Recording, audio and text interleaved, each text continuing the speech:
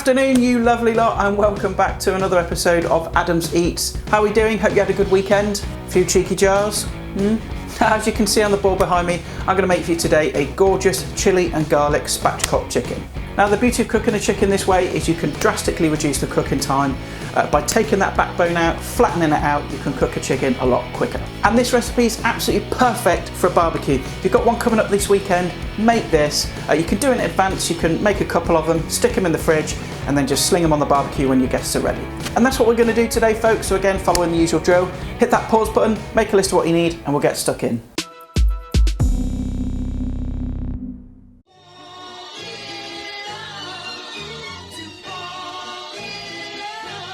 Right, okay, so the first thing we need to do is to spatchcock the chicken, which is really simple actually. All it involves is taking out the backbone. So what I'm going to do is just flip it on its back, just remove that string thing that goes around the legs, you don't need that. And this is the section that you're looking to cut out. So you see the parson's nose bit here, use that as a guide, either side of that, straight down. And then using a sturdy, strong pair of scissors, which these are not, you want to cut down each side.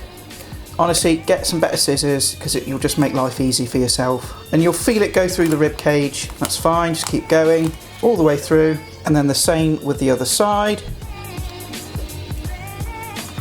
until you've removed it like so.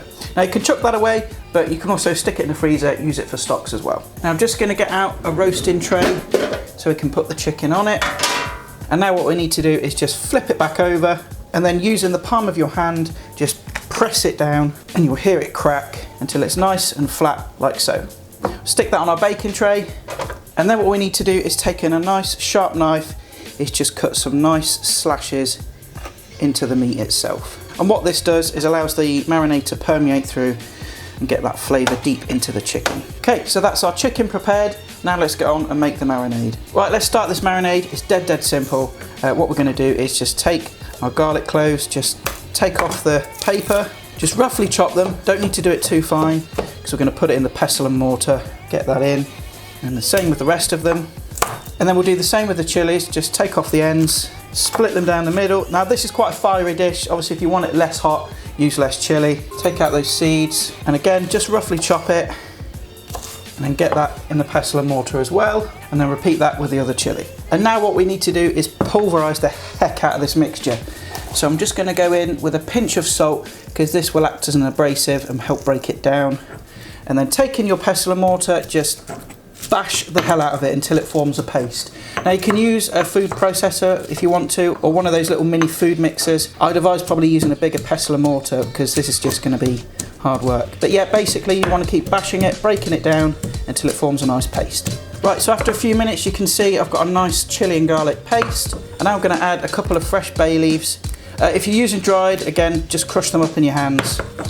Lightly bash them through as well. And I've just grabbed myself a little bowl, so I'm going to transfer this over just to make life easier for mixing.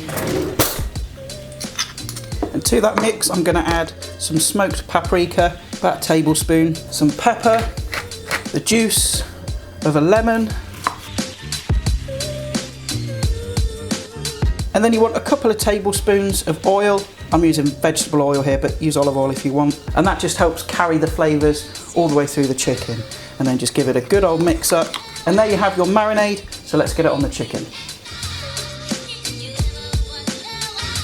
And now you need to get your hands in there and show it some love. You know, work it into all the little nooks and crannies, all over the chicken. You know, make sure you turn it over. Get some on the underside as well. Really show it some attention. It smells amazing already. It's not even cooked yet. Now that can go in the oven as it is, but really you want to leave it for a good hour just so those flavours can infuse all the way into the chicken, and then we'll put it in the oven. Right, so my chicken has had a good hour now to marinate. You can leave it overnight. It's better if you do. And I've also preheated the oven to gas mark 7, so now it's ready to go in.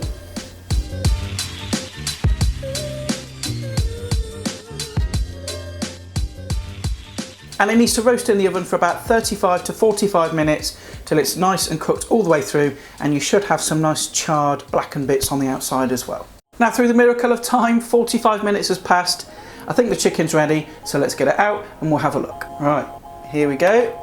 Smells absolutely incredible. Now as you can see, you've got some nice charred bits on the outside. That's what you want, because that's what's going to give you a really nice flavour. So what I'm going to do now is transfer this onto a chopping board, let it rest for about 5-10 minutes before you cut into it, because if you cut into it too early, all those juices are going to come running out, and all that hard work and love that you've put into it will go to waste. Right, so here we are then. The chicken is nicely rested, so let's carve in and have a look. I'm going to take off this leg piece here. I'm just going to slice off a nice piece of that breast.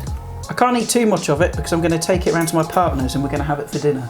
So I'll just try a little bit for you. Right, so let's give it a go.